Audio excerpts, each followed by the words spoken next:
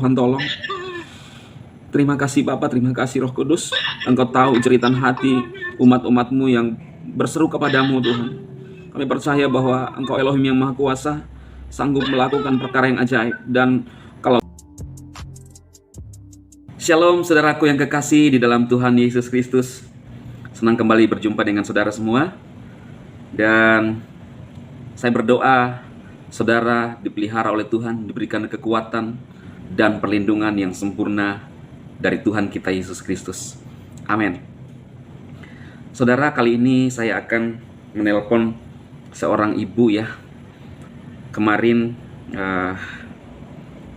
saya dapat pesan dari dia, di mana ibu ini minta untuk didoakan ya saudara, ditopang dalam doa. Seorang ibu yang sudah, kalau saya bilang berumur ya, dan dia menceritakan masalahnya ya melalui pesan saudara, dan meminta untuk didukung dalam doa syafaat saya. Semua yang mengirimkan pesan saya doakan, Tuhan akan memberikan kekuatan kepada saudara semua. Dan saat ini saya akan mencoba menghubungi langsung lewat pesan WhatsApp ya.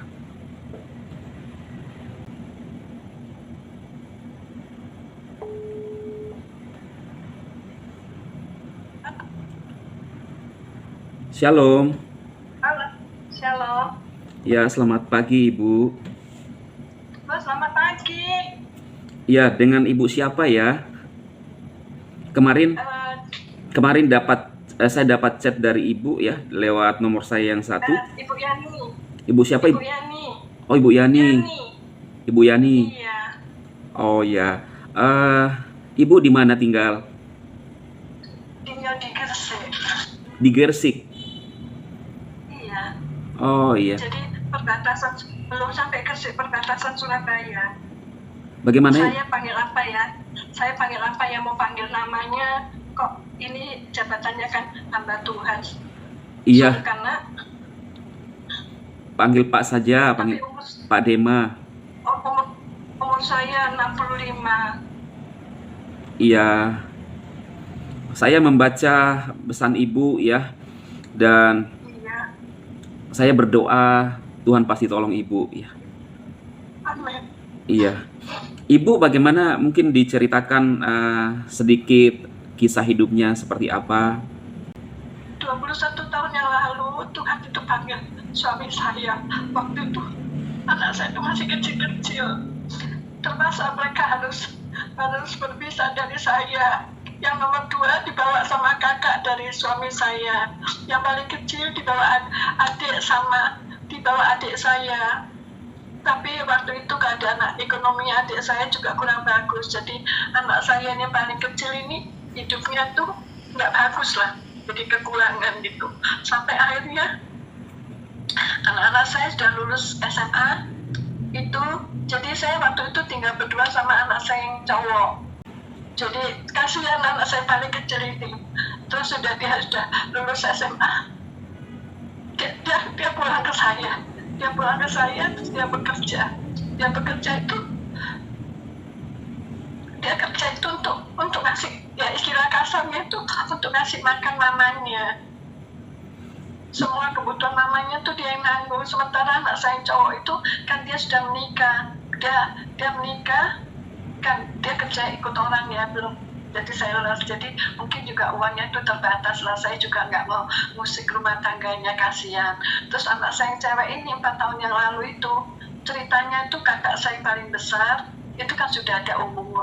Jadi dia pengen ditemenin sama ada dari keluarga gitu yang nemenin. Jadi dia panggil anak saya itu untuk nemenin.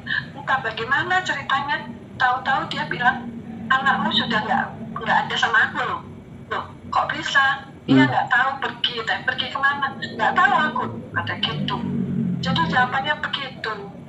Jadi saya ini bingung. Jadi itu kenapa bisa anaknya tiba-tiba tidak ada, Bu? Tidak ada kejelasan atau bagaimana? Kan ceritanya dia tuh punya kenalan cowok. Terus sudah serius ini cowok, tapi dihasut sama adik saya lagi yang satunya, dibilang ngapain kamu dapat cowok ini kurang cakep lah, inilah itulah gitu. Dan sementara kamu ini cakep, kamu ini begini, kamu ini, jadi dihasut begitu. Akhirnya anak saya itu nggak mau sama cowok ini. Jadi dia nggak tahu. Terus kakak saya itu bilang, anakmu nggak sama aku lagi, katanya gitu. Berarti anaknya Saya sampai bingung. anaknya kabur ya Bu ya? Sampai Iya, sampai hari ini belum ada kabarnya. belum ada beritanya. Sudah berapa lama ya? 4 tahun. Sudah 4 tahun ya. Berarti iya, permasalahannya agak rumit juga ya. Halo. Iya. Iya. Jadi yang tinggal sama Jadi yang sekarang yang tinggal sama Ibu dengan siapa? Yang Nggak ada. yang Nggak ada, justru yang tinggal sama saya itu kan anak saya yang kecil. 27 September kemarin Tuhan panggil. Oh, yang tinggal sama Ibu itu anak terakhir ya? Iya. Terus apa namanya, orang-orang bilang anak ini dapat kiriman karena ada orang nggak suka sama dia. Dari awal tahun 2021 ini dia ini sakit terus masuk rumah sakit. Cowok apa cewek? Sembuh. Cowok apa cewek, Ibu? Cewek. Cewek. Iya, nak. Sakit apa, Ibu?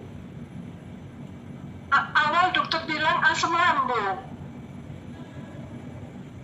Tapi kalau asam lambung di kaki-kakinya itu ada luka-luka. Lukanya itu nggak tahu gimana ya. Jadi ada luka-luka, terus nggak mau makan, nggak mau segala. Jadi dia nggak bisa makan dengan baik gitu. Orang-orang bilang katanya itu karena kiriman. Sekarang dia di mana, Ibu? Ada bersama Ibu sekarang? Sudah dipanggil Tuhan, nak. Oh. 27 September kemarin. Iya.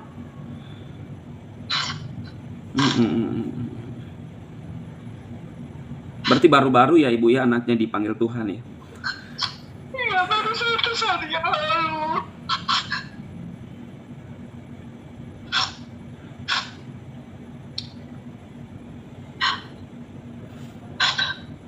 Jadi Ibu sekarang tinggal sendiri ya? Tinggal sendirian. Berarti anak yang hilang itu anak kedua ya, Bu ya? Anak kedua ya. Apakah sudah mencoba Ibu atau keluarga untuk menyebarkan informasi, siapa tahu ada yang mengetahui keberadaan anaknya atau gimana? Ya, saya nggak cari. Soalnya saya ini jujur, saya ngomong, saya agak marah sama dia. Soalnya kok nggak mau dengerin omongan saya, tapi kok dengerin omongan tantenya, omnya yang nggak bagus itu. Omnya, tantenya tuh kan, suami dari tantenya tuh kan bilang, kamu itu kok dipaksa-paksa sih sama mama untuk dapetin pasangan. Orang itu harusnya milih sendiri. Pokoknya dihasut-hasutnya nggak benar gitu loh, nak. Oh. Jadi itu sayangnya dia tuh terpengaruh. Dia tuh terpengaruh, nak. Tetapi maksudnya apakah Ibu merasa bahwa anak itu masih ada, tidak diapa-apai oleh orang? Atau jangan-jangan sudah menikah? Katanya sih sudah ada informasi yang ngomong katanya dia ke Amerika, katanya begitu. Tapi saya nggak tahu di Amerika tuh di mana atau bagaimana, saya nggak tahu. Tapi dia juga tidak ada memberikan, tidak ada informasi dan tidak mencoba menghubungi Ibu ya? Nggak ada, nak. Saya itu sampai tanya sama Tuhan. Saya bilang sama Tuhan, apa dosa kesalahan saya? Kok hidup saya ini sepertinya kurang baik ya? Dan waktu anak-anak kecil Tuhan panggil suami saya. Terus udah gitu saya masih kuat, nak. Saya tuh masih kuat waktu Tuhan panggil suami saya itu karena saya berpikir saya masih ada anak-anak yang harus saya rawat. Terus udah gitu setelah anak saya dewasa, 4 tahun yang lalu anak saya cewek toto menghilang dari rumah kan. Terus Mm-mm. baru-baru ini Tuhan ambil lagi anak saya Ibu Sus, sampai saya bilang, apa yang menjadi kehendak Tuhan dalam hidup saya? Kok rasa hidup saya ini berat? Sekarang ini saya kan dalam keadaan sakit, kakinya itu keseleo. Jadi kemarin-kemarin itu saya nggak bisa jalan, Nak. Puji Tuhan hari ini sudah mulai bisa jalan. Kan kalau orang sakit itu kalau nggak ada siapa-siapa itu susah ya, Nak ya. Iya, betul. Saya panggil anak ya. Iya, nggak apa-apa Ibu. Iya, soalnya kan umur saya juga sudah 65 loh, Nak. Iya, nggak apa-apa Ibu. Iya, sejak Ibu mengirimkan pesan kepada saya dukung Ibu dalam doa syafaat saya, biar Tuhan tolong. Terima kasih banyak. Karena Terima kasih banyak. gini Ibu, kita manusia terbatas, tapi saya pribadi hanya ingin mensupport teman-teman berdoa. Kita percaya bahwa Tuhan itu sanggup menolong kita siapapun yang mengalami masalah. Dan jangan mungkin Ibu berpikir bahwa Tuhan tidak memperhatikan saya, Tuhan tidak menghiraukan saya. Saya mendapatkan banyak juga telepon atau pesan dari luaran sana yang banyak menghadapi masalah Ibu. Bukan cuma Ibu, tetapi percayalah, di setiap masalah yang kita hadapi, Tuhan ingin melihat kesetiaan kita kepada Tuhan. Apakah kita tetap setia datang kepada Tuhan, tetap percaya kepada Dia, sekalipun masalah itu berat. Gitu Ibu. Iya Ibu, pasti Tuhan tolong lah ya. Pasti Tuhan memelihara Ibu dengan caranya yang ajaib. Dan mungkin sedikit dari saya juga Ibu. Nanti Ibu punya nomor rekening, nanti chat ke saya ingin berbagi sedikit buat Ibu ya. Jangan dilihat dari nilainya, tetapi bagaimana. Nggak apa-apa Ibu ya, nggak apa-apa Ibu. Namanya kita saling support. Untuk itulah kita ada, saling mensupport, saling mendukung ya Bu ya. Iya Ibu, saya ingin berdoa buat Ibu biar Tuhan tolong ya. Tadi Ibu siapa Bu? Saya lupa namanya. Ibu Yani. Ya? Yani. Yani. Iya, oke. Iya. Ibu Yani, saya ingin berdoa buat Ibu ya. Biar Tuhan tolong, Tuhan memberikan kekuatan di usia yang sudah 65 ya. Karena pengharapan kita hanya Tuhan Yesus ya Bu ya. Kita berdoa. Bapa, di dalam nama Tuhan Yesus, saat ini kami datang kepadamu bersama dengan Ibu Yani. Engkau tahu kondisinya saat ini Tuhan. Dia merasakan bahwa dia mengalami masalah yang berat dalam kehidupannya. Tapi kami percaya bahwa Engkau tidak pernah memberikan sesuatu yang lebih kepada umat-Mu Tuhan. Hamba-Mu berdoa supaya Tuhan menolong di usianya Tuhan yang semakin senja. Tuhan berikan kekuatan bahkan untuk kehidupannya ke depan Tuhan. Kami menyerahkan ke dalam tangan Tuhan Yesus. Tuhan memelihara hidupnya Bapa. Nyatakan kuasa mujizat-Mu dalam kehidupan Ibu Yani Bapa. Berkati hari-hari hidupnya Bapa. Tuhan tolong.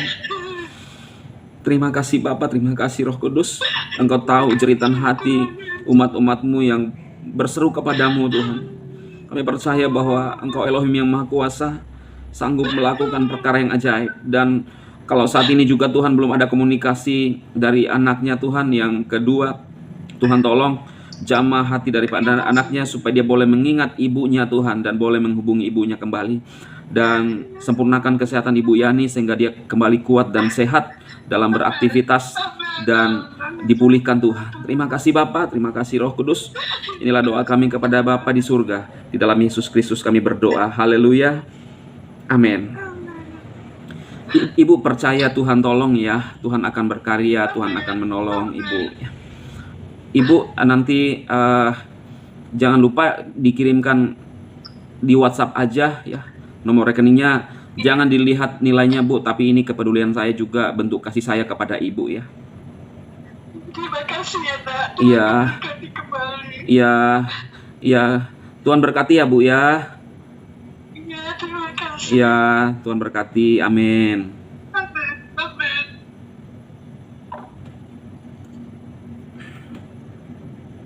Saudara, permasalahan yang sangat berat yang dihadapi oleh seorang ibu kita hanya berdoa ya. Banyak orang yang kadang-kadang mungkin hanya menganggap ini sepele, ya, tidak peduli dengan orang lain, sibuk dengan dunianya dan dirinya sendiri.